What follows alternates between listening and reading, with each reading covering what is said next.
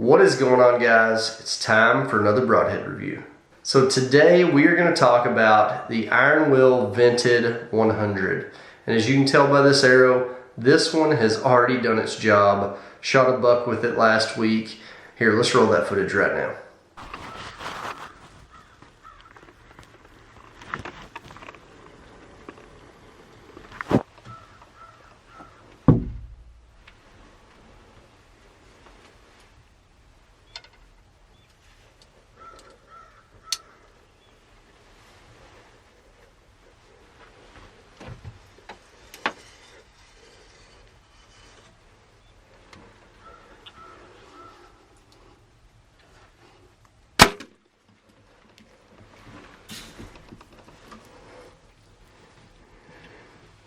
Smoked him.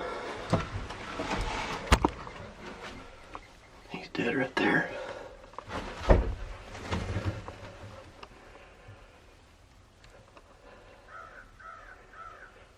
Whew, man.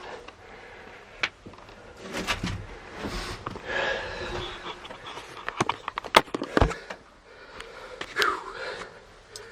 Guys. Oh goodness.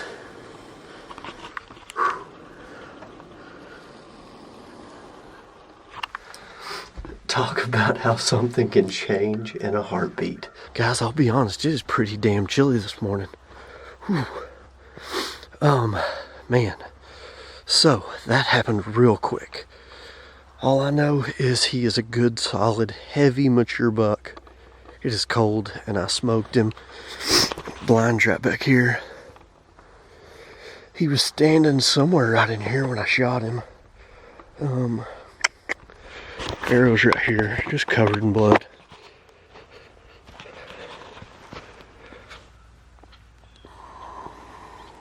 Shot him with an iron will. You can see blood trail right here. Oh, he is just bleeding like crazy. He jumped the fence. Look at the fence right here, guys. Just blood all over the fence. Watched him fall over here. I know he didn't go very far, but I mean, look at this blood trail that this iron will made. Goodness gracious, look at this. I know he's just right over here. I hear my grandpa coming right there.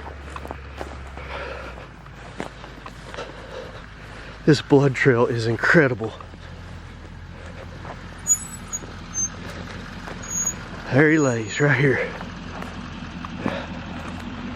Good, heavy, mature buck.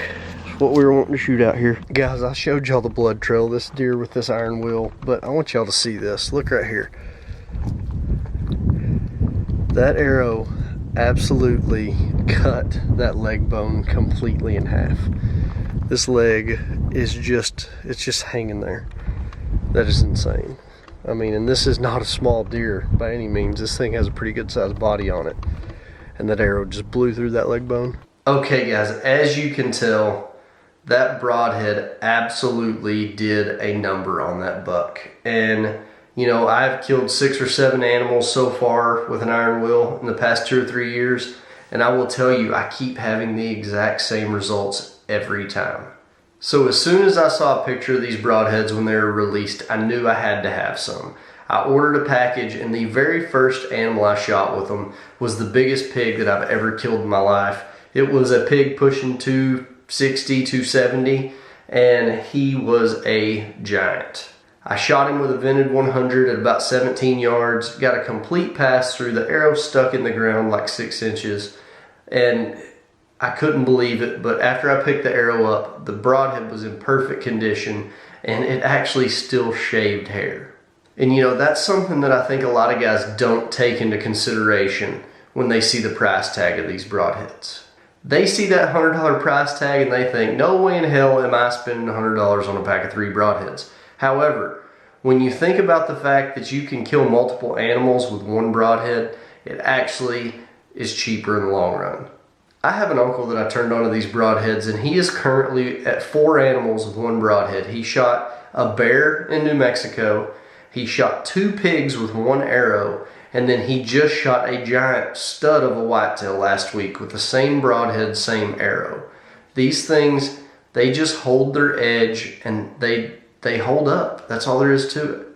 So after I killed that pig, I got a hold of Bill and we did a podcast about these broadheads. And I will tell you this, Bill is an engineer, he is a perfectionist, and he designed these broadheads to basically be the best built broadhead possible. He wasn't worried about cost, he wasn't worried about machine time, he wasn't worried about any of that stuff. He built these broadheads strictly to be the best because he lost an elk due to poor penetration with a different broadhead. If I wasn't sold already after the pig, after talking to Bill and hearing what goes into making these things, I was for sure sold. I ordered a couple dozen of them, and my next animal I took with them was my elk in 2017. So I shot my bull in New Mexico at 38 yards, complete pass through, blew through this thing like butter. The bull ran 30, 40 yards, fell over, picked the broadhead up, still shaving sharp. It's just, it blows my mind. So what makes these broadheads so good in my opinion is a couple things. Number one, they have a titanium ferrule. In my opinion, the ferrule, I've said it in the Trypan video, in my opinion, the ferrule is the most important part of a broadhead. This ferrule is not bending. Next thing is these blades. I think that they're made out of A3 tool steel, which is a super, super hard metal, but it's also not brittle, so it takes impact very well. It holds an edge like nothing I have ever seen before. And the last thing is, because of this design, these things fly amazing.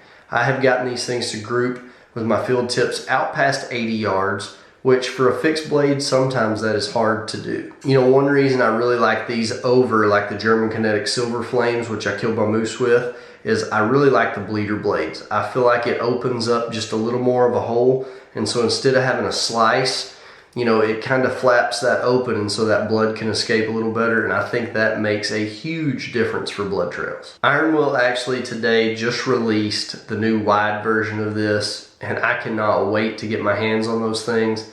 They are going to be so sweet. They designed them for whitetail hunting, bear hunting, stuff like that.